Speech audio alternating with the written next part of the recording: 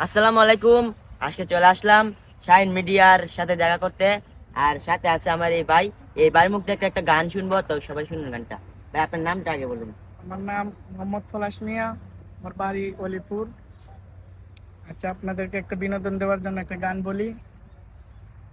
এগো তোমার দেখিতে লাগে অপূর্ব সুন্দরী, এগো তোমার দেখিতে লাগে অপূর্ব সুন্দরী, তোমার মনে চাইলে আয়ো বন্ধু আমার বাড়ি, তোমার মনে চাইলে আয়ো বন্ধু আমার বাড়ি।